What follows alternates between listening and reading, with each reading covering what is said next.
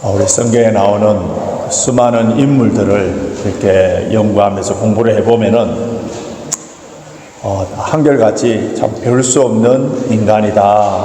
모두 다 약점이 있는 사람들이구나 하는 것을 깨닫게 됩니다.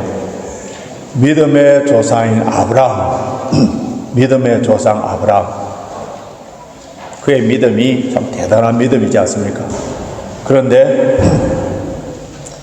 여종을 통하여서 이스마엘을 낳고 그의 종을 통하여서 상속자로 삼으려고 했고, 그리고 위급할 때에 자기 아내를 이렇게 누이라고 속여서 이방 왕에게 내어주버리는 참으로 믿음이 형편없는 그런 행동을 한 것을 볼 수가 있고요. 다윗은 하나님 마음에 합한 사람이라 했는데 그가 얼마나 영성이 깊었냐 하면은 시편 150편 가운데 타이틀로만 다윗의 시라고 이렇게 타이틀만 된 것이 73편이에요. 그럼 최소한 반 이상, 73편 이상의 시를 적었던, 그리고 나라를 강하게 세웠던 그의 후손으로 메시아가 탄생되는 그러한 사람이었습니다마는 그도 별 수 없는 인간으로 간음죄를 범하고 살인죄를 범하는 그러한 모습을 우리가 볼 수가 있고요. 모세는 어떻습니까? 모세는 세상에서 가장 온유한 사람이라고 했는데, 근데 그 백성들의 불만을 참지 못하여서 혈기를 부려 분노를 함으로 말미암아 결국은 하나님께서 명하시지 않은 반석을 지팡이로 2번 침으로 말미암아 그 온유했던 사람이 그 분노로 말미암아 결국은 가나안 땅에 들어가지 못하는 그런 모습을 봅니다. 자, 이런 연약한 사람들을 통해서 위대한 일을 행하시는 하나님의 위대하심에 관한 스토리가 바로 성경이에요. 오늘 우리가 읽었던 이 본문에 나오는 한 사람, 그의 연약함, 그의 실패, 넘어지는 그런 모습을 우리가 볼 수 있는데요. 베드로가 주님을 부인하지 않겠나라고 호언장담을 했지만은, 그러나 나중에는 맹세하며 예수님에 대한 저주까지 하면서 예수님을 부인해버립니다. 자, 이런 별 수 없는 인간, 그 연약함과 그의 실패를 통해서 일하시는 주님을 오늘 우리가 말씀을 통하여서 만날 수가 있는데요. 지금 여러분의 형편이 어떠하든지, 신앙적으로 백슬라이딩이 돼 사업이나 가정이나 인간관계에 있어서 어떠한 모습이 있든지 오늘 주님의 손잡고 다시 일어설 수 있도록 성령님께서 오늘 이 시간을 통하여서 우리에게 권면해 주시는데요. 예수님의 제자, 그것도 수제자, 그 제자였던 베드로가 어떻게 주님을 부인하게 됐는지 먼저 우리 살펴보기를 원하는데요. 첫째는 베드로는 자신이 얼마나 연약한 존재라는 것을 잘 알지 못함으로 말미암아 교만해버립니다. 예수님께서 제자들 향해 너희가 다 나를 버리리라 말씀할 때 그때 베드로의 반응을 보십시오. 33절 한번 보십시오. 33절 다시 같이 읽습니다. 시작. 베드로가 대답하여 가로되 다 주를 버릴지라도 나는 언제든지 버리지 않겠나이다. 그때 주님께서 베드로를 칭찬해주고 야, 너 정말 대단하구나 하시는 것이 아니라 좀 더 구체적으로 말씀하시는데 34절입니다. 34절 같이 있습니다. 시작. 예수께서 가라사대 내가 진실로 내게 이르노니 오늘 밤 닭 울기 전에 내가 3번 나를 부인하리라. 베드로는 주와 함께 죽을지언정 주를 부인하지 않겠습니다 라고 이렇게 큰 소리 쳤지만은 주님의 말씀처럼 다른 복음서에 보면은 닭이 2번 울기 전에 그가 결국은 3번 부인해버립니다. 자, 이런 베드로의 모습을 보면서 우리가 깨달아야 하는 것은 우리 인간은 어떤 부분에 있어서는 강한 면도 있어요. 그 부분에 대해서는 우리가 좀 더 흔들림이 없는 그런 강점들도 있습니다. 그러나 어떤 부분에는 굉장히 약한 부분이 있어요. 어떤 유혹과 시험에는 쉽게 넘어지는 부분들이 있어요. 그렇기 때문에 우리는 항상 하나님께 겸손하면서 하나님의 은혜와 도우심을 구해야 됩니다. 저 여러분들이 신앙생활 하면서 이제 교회 직분도 받고 신앙의 연륜이 점점 깊어져 감으로 말미암아 이제 그 모습으로 모든 것이 거룩하고 경건한 것처럼 보이지만은 솔직하게 말씀드리면은 우리 내면에는 아직까지도 추하고 더러운 본성들이 있는 거예요. 시골에서 소를 키워본 사람들은 다 경험해 본 일인데요. 이제 겨울에 소죽을 끌리기 위해서는 여물, 즙이라든지 즙과 함께 또 구중물을 받아놨다가 같이 섞여서 끓입니다. 그런 시골에 설거지하고 난 뒤에 그 구중물들을 다 큰 통에 받아 놓는데, 그럼 거기에는 뭐 음식 찌꺼기 이런 게 다 포함돼서 받아 놓으면은 며칠 지나면은 그 물이, 그 운물은 깨끗하게 보입니다. 마치 맑은 물처럼 보여요.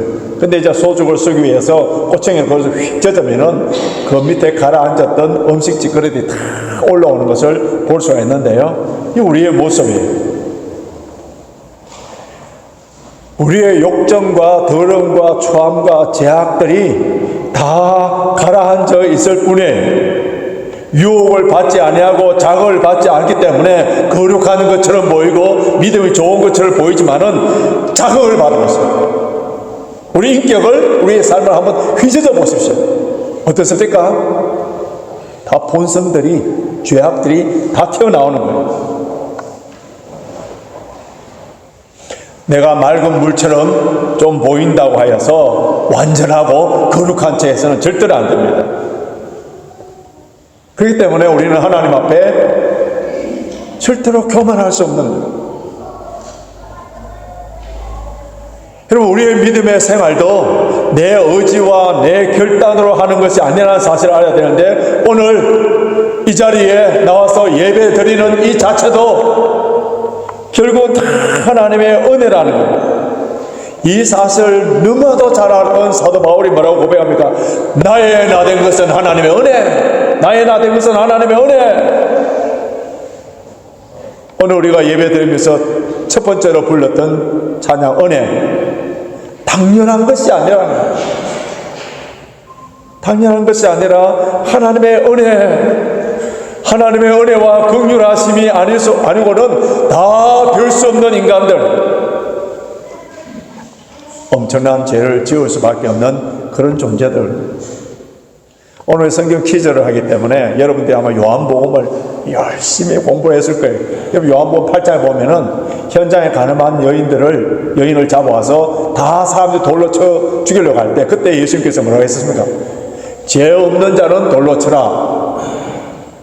그럼 그 가운데 죄 없는 사람 몇 사람 남아서 돌을 가지고 있어야 되지 않겠습니까? 근데 성경에 보면 뭐라고 되어 있습니까? 어른에서부터 젊은이까지 다 가버렸다는 거예요. 그 말은 무슨 말이에요? 다 죄인들이라는 거예요. 어느 누구도 나는 깨끗하기 때문에, 가늠한 것이 없기 때문에 저 여인을 돌로 쳐줄 수 있다 할 수 있는 사람이 하나밖에 없다는 거예요. 여러분, 우리가 신앙이 더 깊어져 가고 영성이 깊어져 가고 더 신앙의 연륜이 더 깊어져 갈수록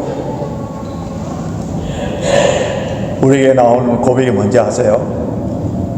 사도 바울이 마지막에 자기가 임종하기 가까웠을 때에 디모데에게 자기가 어떤 존재가 이야기합니다. 나는 죄인 중에 괴수다. 이 괴수라는 이 말은요, 다른 성경 두목, 어두머리, 어떤, 영어에서는 뭐 foremost, chief, first of sinner.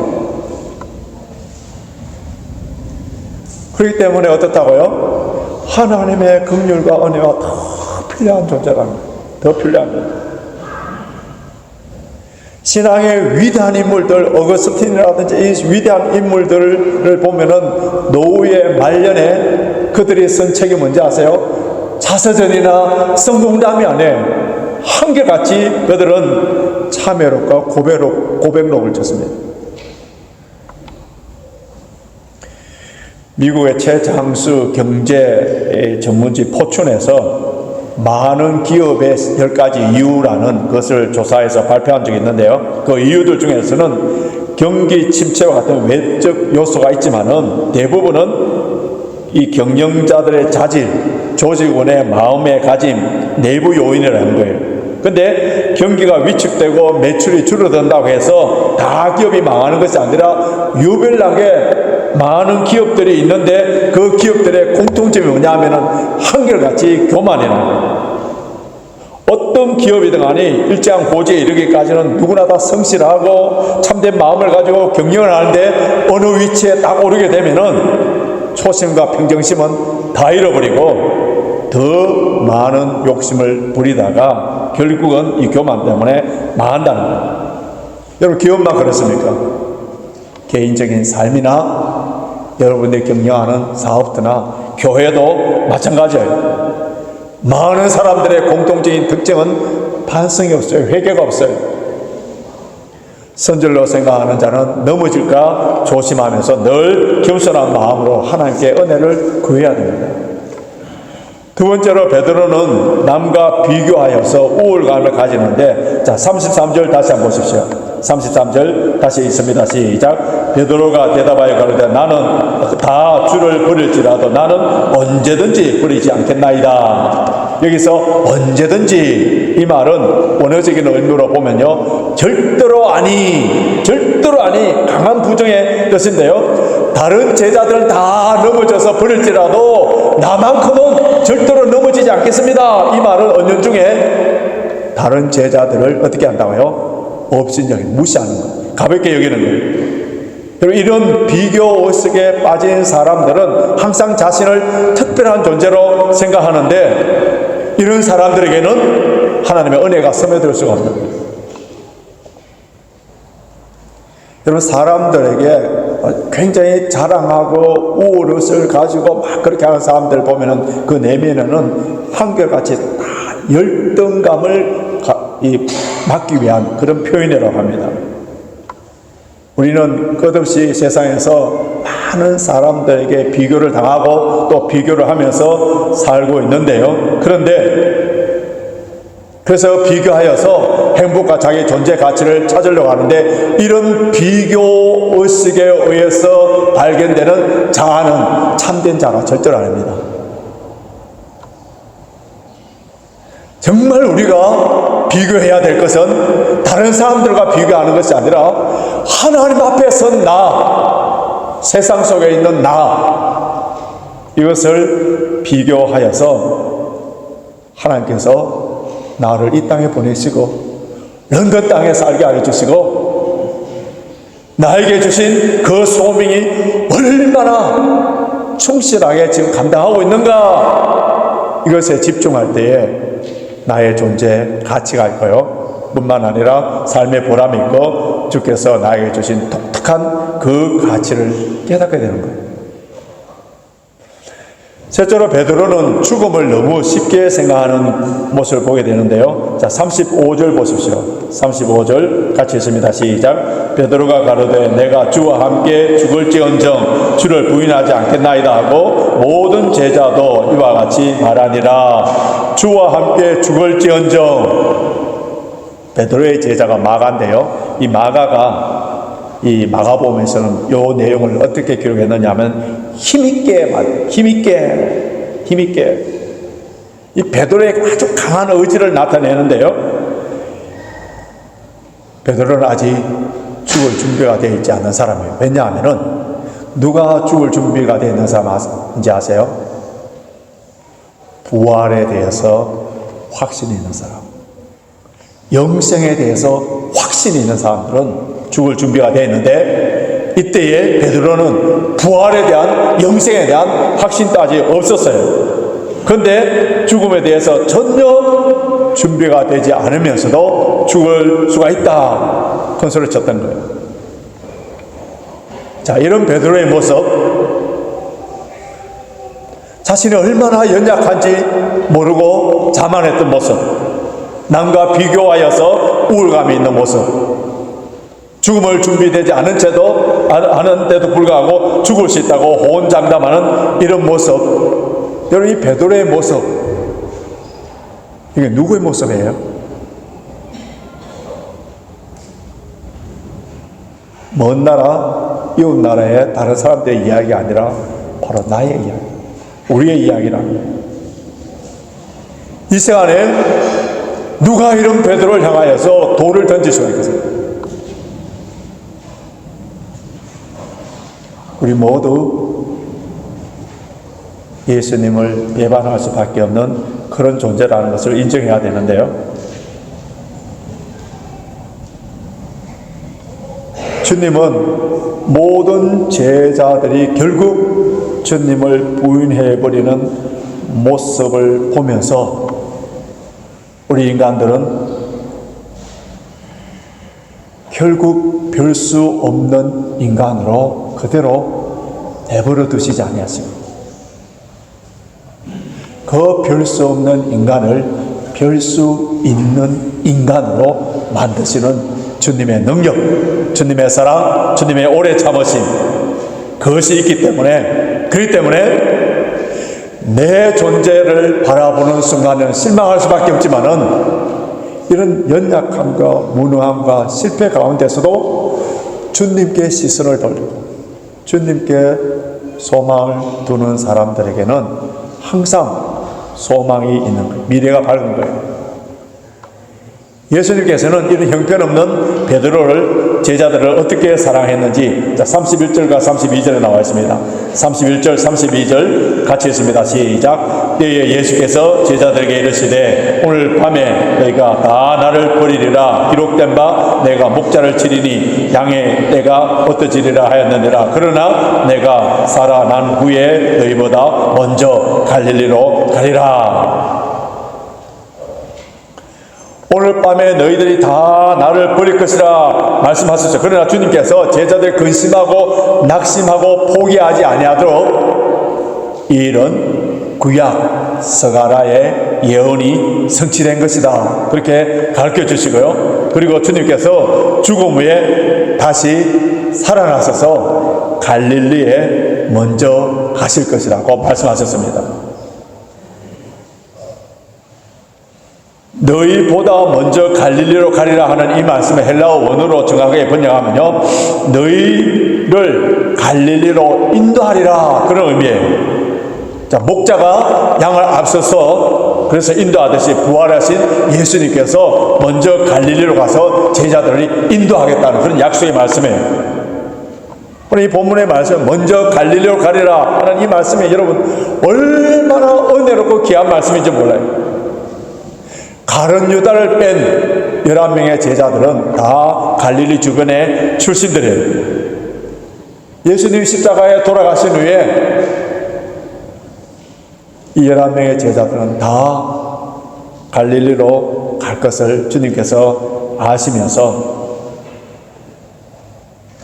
예수님께서 먼저 갈릴리로 가셨다는 거예요.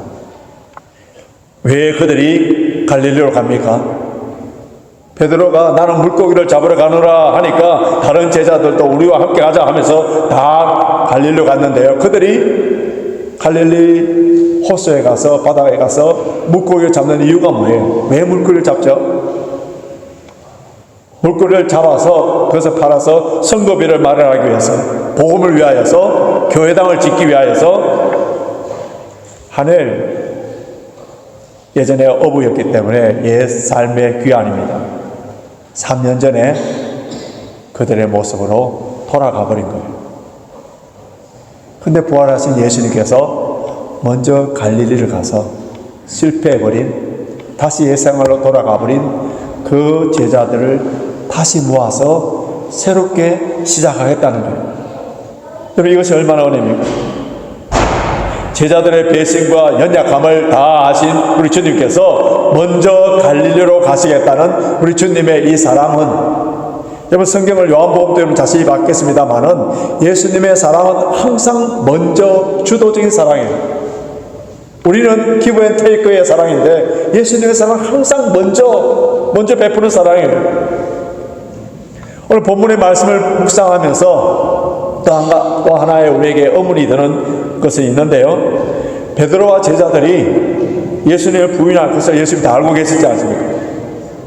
이 베드로의 부인할 것을 예수님께 다 아시고 있었기 때문에 베드로에게 능력을 주시고 부인할 수 있는 그 순간에 베드로를 막아주시고, 그래서 부인하지 못하도록 해 주실 수 있는데 결국은 3번 부인해버리고, 그것도 맹세함에 저주하면서 부인해버리고, 그리고 그 실패의 현장터에서 다시 갈릴리 바다 가서 고기 잡는 그 베드로에게 오셔서 너가 나를 사랑하느냐 3번이나 물으시면서 그것을 확인되었을 때 내 양을 먹이라 하면서 그에게 사명을 주시는 이 장면을 보면서 왜 예수님께서는 마치 병 주고 약을 주는 것처럼 그렇게 하는가 하는 이런 의문이 들지 않습니까? 그런데 사도행전을 보면요, 부활하신 예수님을 만나고 성령이 충만케 된 베드로의 사역에 대한 기록이 나와 있는데, 이 사도행전에서 초대 예루살렘 교회를 설립하고 유대 땅에 복음을 전하고 그리고 이방인들에게 복음을 전하는 일에 있어서 베드로가 그 중심에 서 있는 것을 볼 수가 있는데요. 물론 다른 제자들도 함께 일을 합니다만은, 그러나 베드로가 항상 그들의 대표로서 첫 설교를 하고, 그리고 안전병이를 고치고, 최초로 그가 이방인 고넬료에게 복음을 전하는 이런 일들을 하는 거예요. 자, 이런 모든 일들, 능력 있는 그 일들을 감당하기 위해서 우리 주님께서는 베드로에게 꼭 반드시 가르치고 반드시 훈련받아야 될 그것이 있었던 겁니다. 여러분, 베드로가 주의 놀라운 능력의 일을 감당할 때 반드시 기억하고 절대로 잊지 않아야 돼. 그의 뼛속 깊이까지 깊이 새겨야 되는 그 사건이 바로 오늘 본문의 사건이에요. 예수님을 3번 부인하기 전에는 큰 소리 쳤던 사람이죠. 내가 죽을지언정 다른 사람은 다 주님을 배반한다 하더라도 나는 절대로 부인하지 않겠습니다. 호언장담했던 사람이에요. 근데 여러분, 베드로가 거짓말한 거예요. 그런 마음으로 작정하고 자신이 의지로 결단하면은 다 되는 줄 알았어요. 자기 자신보다 주님이 베드로를 아는 것보다 베드로는 자기 자신을 더 잘 안다고 생각하여서 저는 주님 배반하겠다 할 때 저는 주님을 배반하지 않는 사람입니다. 그렇게 했지만은 완전히 초라해. 완전히 밑바닥에 떨어집니다. 그가 예수님을 모른다고 부인했을 때에 그 당시에 권력을 쥐고 있던 대제사장 앞이었습니까? 로마 군중들 빌라도 앞이었었어요? 아니면은 십자가 형틀을 두고 앞에 두고 너 여기에 하면서 그 십자가 형틀로 위협했습니까? 아니, 어린 계집종 앞에서.